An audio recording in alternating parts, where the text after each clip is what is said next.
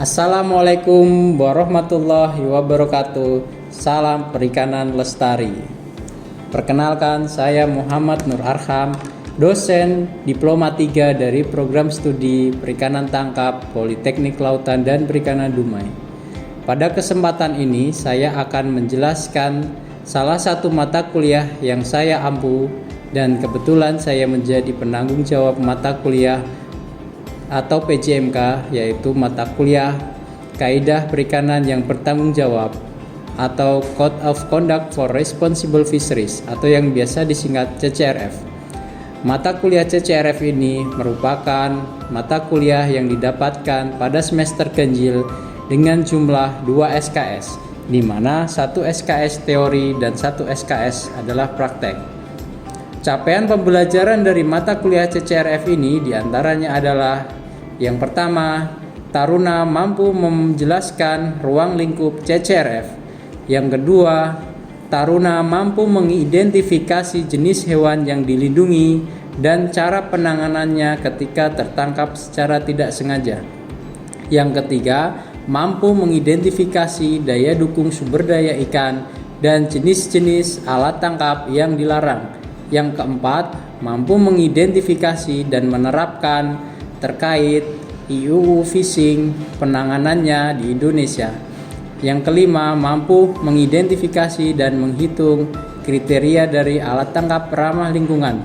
Yang keenam, taruna mampu menganalisis faktor-faktor yang dapat mempengaruhi optimalisasi energi dalam industri penangkapan ikan. Yang ketujuh, taruna mampu menelaah pentingnya selektivitas alat tangkap ikan. Yang kedelapan, taruna mampu menghitung dinamika populasi sumber daya perairan. Yang kesembilan, taruna mampu menjelaskan dan menelaah pentingnya menjaga sumber daya perikanan. Yang kesepuluh, taruna mampu mengidentifikasi tugas-tugas pemerintah di bidang kelautan dan perikanan.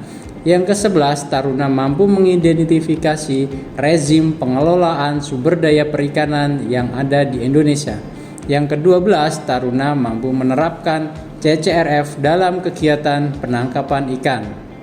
Saya akan melanjutkan deskripsi singkat dari mata kuliah CCRF ini, di mana CCRF merupakan mata kuliah yang menjelaskan terkait tata laksana atau kaidah yang menjadi standar internasional mengenai pola perilaku bagi praktek perikanan yang bertanggung jawab, baik dalam pengusahaan sumber daya perikanan dengan maksud untuk menjamin terlaksananya aspek konservasi, pengelolaan, dan pengembangan sumber daya hayati perairan secara berkelanjutan.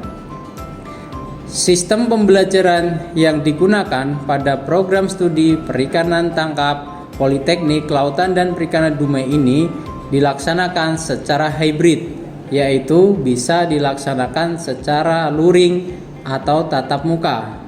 Yang kedua, bisa dilakukan secara daring atau online. Beberapa platform yang digunakan dalam pembelajaran daring diantaranya bisa menggunakan Zoom, Google Meet, dan juga Google Classroom. Sedangkan beberapa strategi, inovasi, dan metode pembelajaran yang saya gunakan, hal ini bertujuan untuk mencapai peningkatan hasil belajar taruna dan lulusan nantinya yang memiliki kompetensi yang sesuai dengan yang diharapkan. Untuk metode pembelajaran yang saya gunakan ada 3. Di antaranya yang pertama adalah metode ceramah atau penyampaian materi. Yang kedua adalah demonstrasi atau simulasi. Yang ketiga adalah diskusi kelompok. Tujuan dari metode ceramah adalah nantinya taruna memahami materi dan memperoleh teori secara luas. Sedangkan metode demonstrasi bertujuan untuk memberikan gambaran kepada taruna terhadap kegiatan aktivitas perikanan secara bertanggung jawab, yaitu dengan melakukan field trip atau kunjungan lapangan pada beberapa lokasi pelabuhan perikanan, tempat pelelangan ikan, atau lokasi yang menunjang lainnya dalam kegiatan perikanan. Sedangkan untuk metode diskusi kelompok itu bertujuan untuk menstimulasi argumentasi dari taruna, dan juga meningkatkan pengetahuan dari taruna dalam pemahaman teori, materi, dan juga pola berpikirnya. Strategi pembelajaran yang saya terapkan dalam perkuliahan CCRF ini adalah program Based Learning atau biasa disingkat PBL. Strategi pembelajaran ini sangat menunjang dalam proses pembelajaran, di mana strategi tersebut memberikan studi kasus atau permasalahan yang sesuai dengan kehidupan perikanan. Sebagai contoh, saya memberikan studi kasus terkait dengan upaya yang dilakukan oleh pemerintah dalam melakukan pengelolaan perikanan secara berkelanjutan, di mana terdapat kebijakan dalam penangkapan ikan secara terukur atau biasa disebut dengan PIT. Nah, saya memberikan studi kasus tersebut nantinya akan dianalisis dan didiskusikan oleh taruna dalam memberikan tanggapan dan bagaimana langkah selanjutnya yang harus dilakukan dalam implementasi kebijakan penangkapan ikan secara terukur. Dalam mempermudah proses pembelajaran, saya selalu mempersiapkan beberapa bahan ajar, mulai dari bahan presentasi berupa slide dari materi, kemudian buku referensi, beberapa peraturan terkait perikanan yang saya download dari website, dan bahan lainnya yang sesuai dengan panduan RPS. Dalam kegiatan praktikum, saya juga mempersiapkan atau memberikan modul praktikum kepada taruna sebagai pegangan pada saat praktikum. Sistem penilaian yang saya lakukan dalam mata kuliah CCRF ini yaitu ada penilaian secara teori dan juga penilaian secara praktek, di mana penilaian tersebut memiliki bobot masing-masing, di mana 50% itu untuk nilai praktek dan 50% untuk nilai praktikum. Parameter yang diambil dari penilaian teori diantaranya adalah nilai jawaban dan kebenaran penjelasan dari taruna dan juga aktivitas diskusi di dalam kelas, baik itu dari nilai tugas juga, baik kelompok maupun mandiri. Selain itu juga ada nilai UTS dan juga nilai UAS. Sedangkan indikator penilaian praktek saya mengambil dari beberapa parameter. Di antaranya adalah nilai dari keaktifan taruna dalam melakukan praktikum, keberhasilan tugas yang dikerjakan, kesempurnaan laporan praktikum, dan ketepatan analisis di dalam praktikum. Nilai akhir taruna yang didapatkan dari mata kuliah CCRF nantinya akan saya informasikan secara terbuka dengan menempel nilai pada papan pengumuman di BAAK dan memberikan informasi langsung kepada taruna. Nah, hal ini bertujuan jika terdapat taruna yang mendapatkan nilai yang kurang, maka bisa dilakukan remedial atau ujian ulang kepada taruna untuk memperbaiki nilai tersebut. Nah, berikut ini saya akan tampilkan video pembelajaran dan praktikum mata kuliah CCRF, baik praktikum di dalam workshop atau field trip atau kunjungan pada lokasi kegiatan perikanan.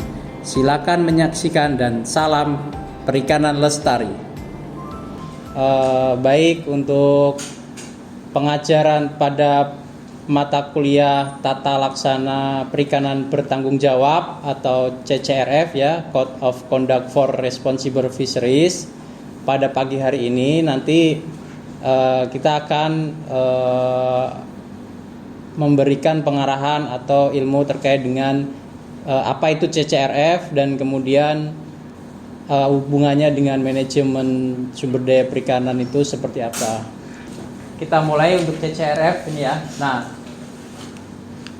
tata laksana untuk perikanan yang bertanggung jawab. Nah, ini sebenarnya dilatar belakangi dari keperhatian dari para ahli ya, dari para ahli perikanan di dunia, di mana penangkapan ikan ini yang semakin eksploitatif atau semakin gencar gitu, semakin tinggi gitu. Penangkapan ikan ini semakin besar dan cenderung tidak terkendali. Nah, akhirnya dapat mengancam dari keberadaan kelestarian sumber daya ikan itu sendiri. Nah, sehingga para ahli tersebut melakukan diskusi, kemudian mereka melakukan suatu pertemuan ya terkait dengan kegiatan konservasi sumber daya ikan ya, perikanan dan lingkungannya.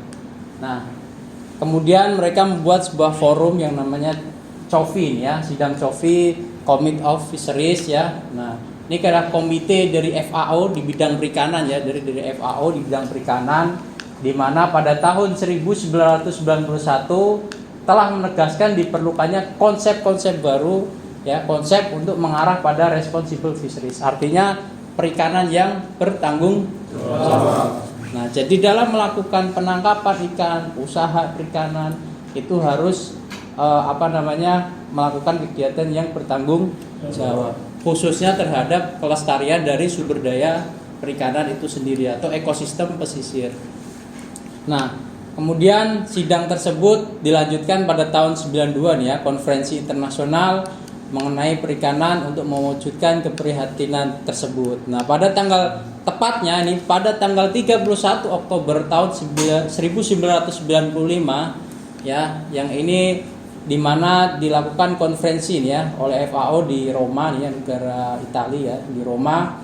Nah, ini untuk menetapkan konsep CCRF ini. Nah, jadi CCRF ini lahir pada tanggal 31 Oktober tahun 1995 ya.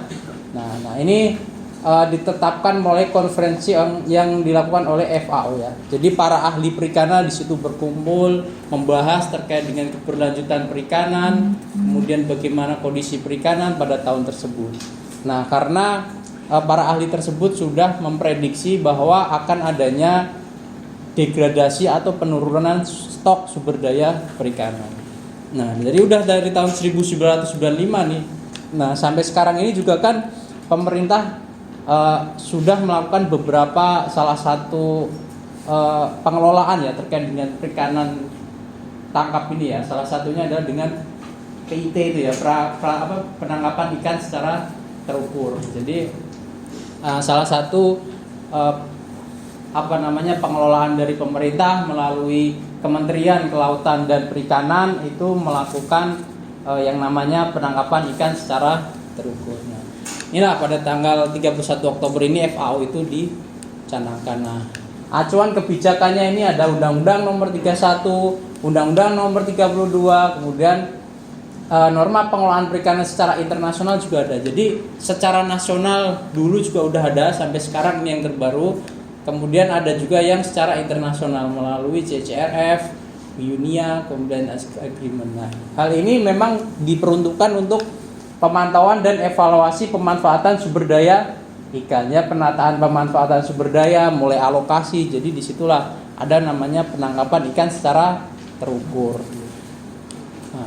Nah, ini dia ya pengertian dari CCRF, di mana CCRF ini merupakan tata laksana yang menjadi asas dan standar internasional ya, standar internasional dalam mengenai pola perilaku praktek yang bertanggung jawab. Jadi tata laksana yang bertanggung jawab untuk mengenai pola perilaku praktek yang bertanggung jawab yang menjadi standar internasional dalam pengusahaan sumber daya perikanan dengan bermaksud untuk menjamin terlaksananya aspek konservasi, pengelolaan dan pengembangan dari sumber daya perikanan itu sendiri. Nah, jadi ditekankan pada pengertian ini bahwa terdapat praktek yang bertanggung jawab, yang berstandar internasional dengan memperhatikan kelestarian dari sumber daya perikanan itu sendiri.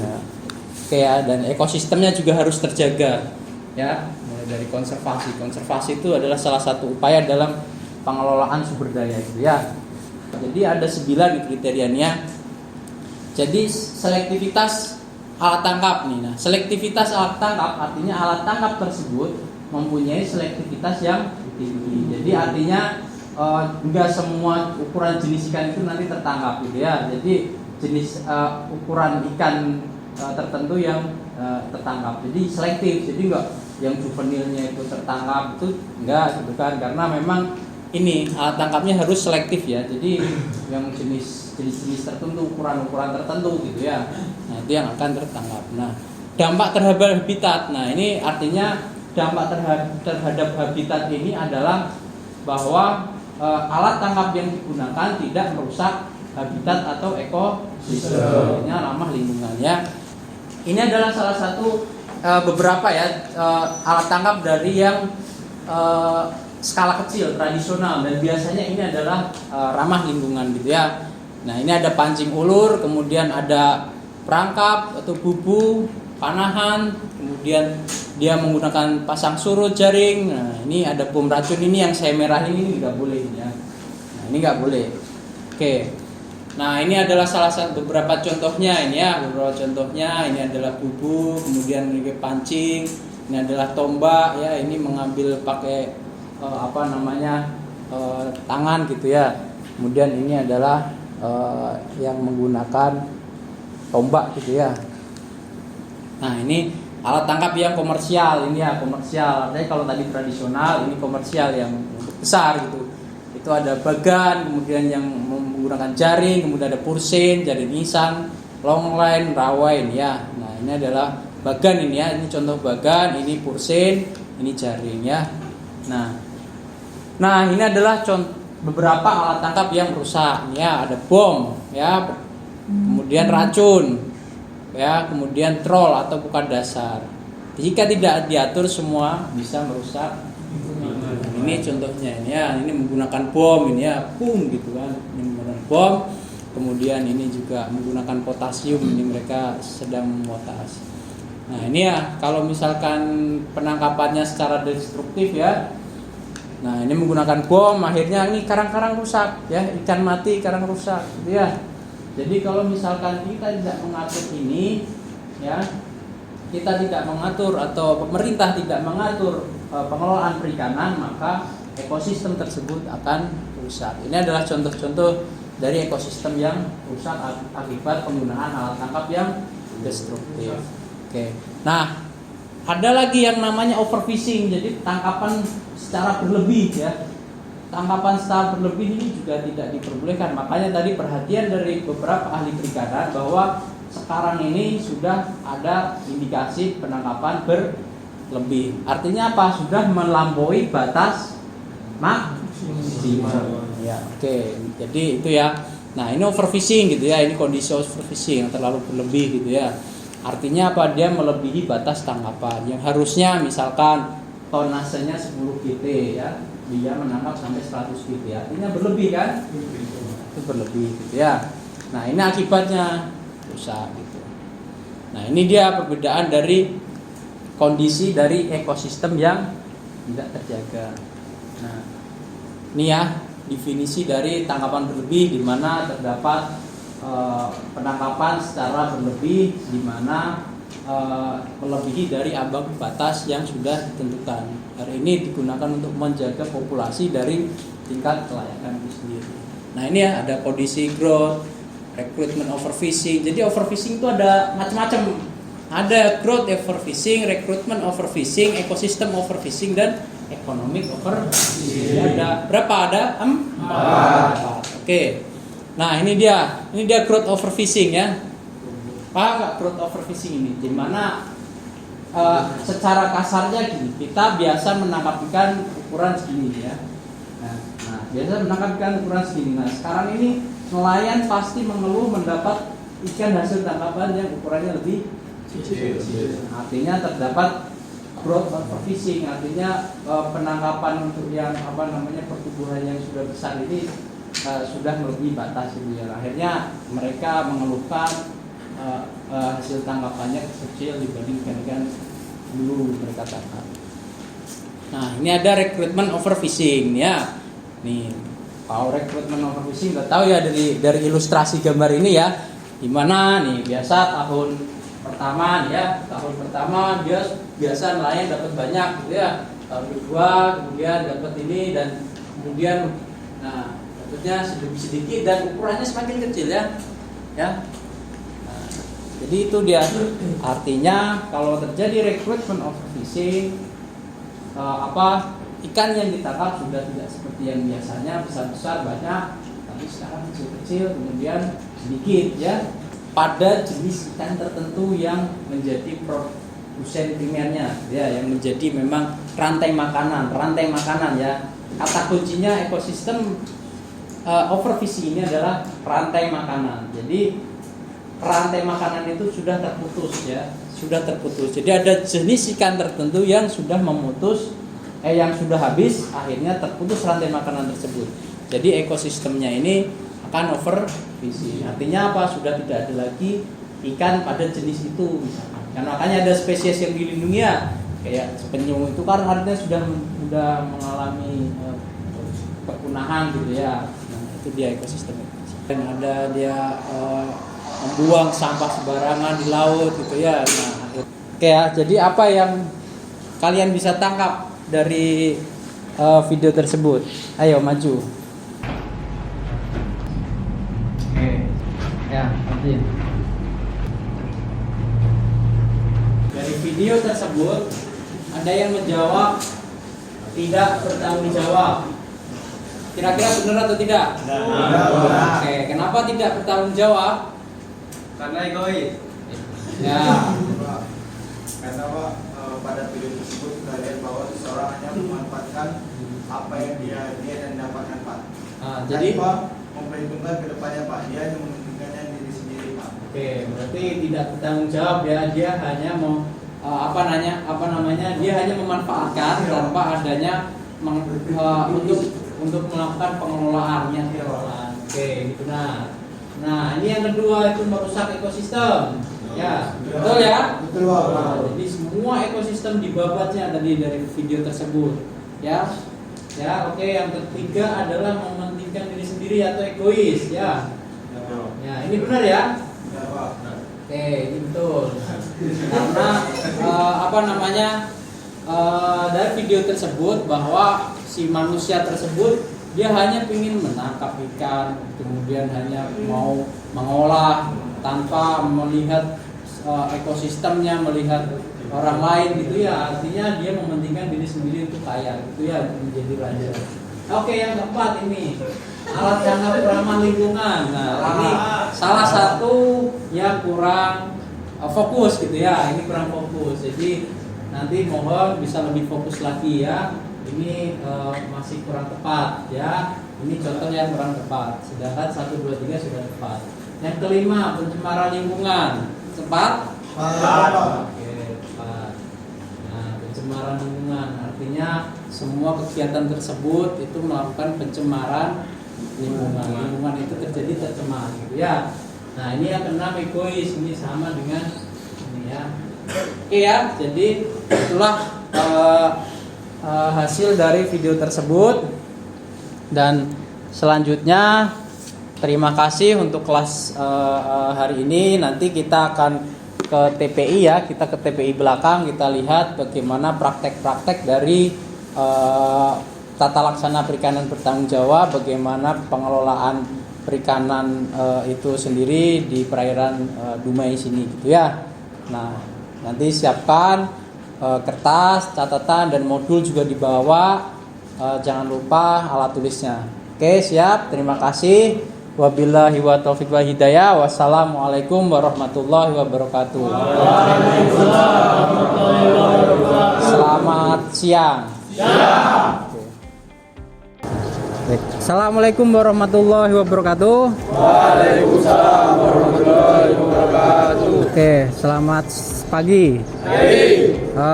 Pada pagi hari ini kita lanjut praktek ya. Jadi pengenalan terkait beberapa alat tangkap ramah lingkungan ya. Dan nanti kita akan ke belakang ke TPI melihat praktek-praktek di mana sudah ada pemberitahuan dari pemerintah terkait mamalia yang tidak boleh ditangkap atau spesies yang tidak boleh ditangkap.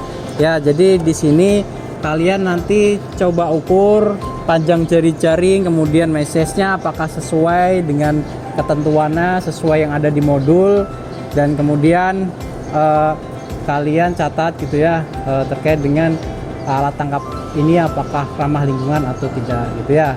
Nah, ini adalah yang di depan kalian ini sudah ada jaring, sedangkan yang di samping ini ada alat tangkap troll gitu ya. Jadi kalian siap melakukan pengamatan buat 2 kelompok. Oke? Nah, siap, silahkan. Ini adalah alat tangkap jaring, di mana ini salah satu dari alat tangkap ramah lingkungan ya, sesuai dengan kaidahnya. Nah, berapa ukuran message-nya? 2,5 sama 4. Berapa? 2,5 sama 4. Oke, 2,5 inci ya. Ya, 2,5 inci. Oke ya, jadi kenapa message ini ukurannya lebih kecil daripada itu? Ini adalah nantinya ikan-ikan akan tertangkap terkumpul pada kantong ini ya. Nah, sedangkan ukuran ini itu nanti kita lihat di pedomannya di modul, apakah sudah sesuai dengan pedoman dari Dirjen Perikanan Tangkap, apakah terlalu kecil atau tidak. Kalau dia terlalu kecil artinya ini termasuk salah satu alat tangkap yang tidak ramah lingkungan. Dia berarti akan terjadi recruitment over fishing. Oke ya, jadi nanti terlalu berlebih penangkapannya dan ukuran semua jenis ikan akan masuk gitu ya pada jaring kantong ini. Nah, sedangkan untuk jaring ini atau ini, nah ini ya, untuk jaring ini ukurannya agak lebih besar gitu ya. Message-nya tadi 2 incian ya. Nah, ini dimana mungkin kantong ini yang lebih cocok untuk penangkapan ikan gitu ya, karena message-nya yang tidak terlalu kecil dibanding sebelumnya. Sepanjang daripada jaring ini itu sepanjang 28 meter. Untuk ukuran message dari jaring ini tadi 2 inci ya Fadlin ya. Nah, 2 inci, jadi ini adalah nanti dimana ikan itu tertangkap melalui insangnya gitu ya. Nah, alat tangkap ini juga salah satu yang ramah lingkungan, dimana message-nya sudah sesuai dengan ketentuan, kemudian juga ikan yang tertangkap tidak rusak gitu ya, kualitasnya masih tetap bagus gitu ya. Nah, jadi ini adalah beberapa contoh terkait dengan alat tangkap yang ramah lingkungan. Oke ya. Nah, sekarang kita lanjut, tolong dibereskan, kita lanjut ke TPI belakang untuk melihat bagaimana penerapan dari pengetahuan atau awareness ya, peningkatan kesadaran nelayan terhadap beberapa spesies yang dilindungi ya.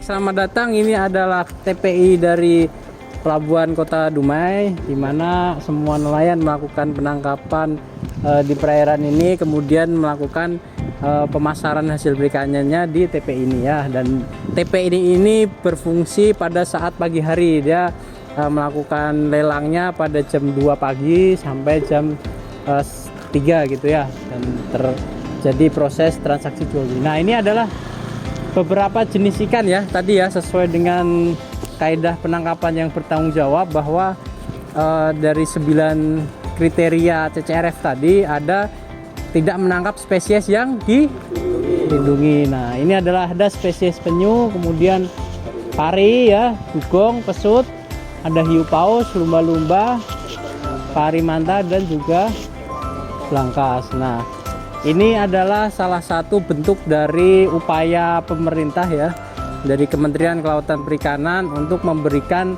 kesadartahuan atau penyadartahuan, awareness ya, terhadap nelayan bahwa jenis-jenis ikan ini dilindungi dan tidak boleh ditangkap gitu ya. Jadi ini sudah tertera. Jadi ada upaya dari pemerintah Kota Dumai dan juga Kementerian Kelautan Perikanan dalam memberikan pengetahuan atau sosialisasi kepada nelayan ya, bahwa ada spesies yang dilindungi.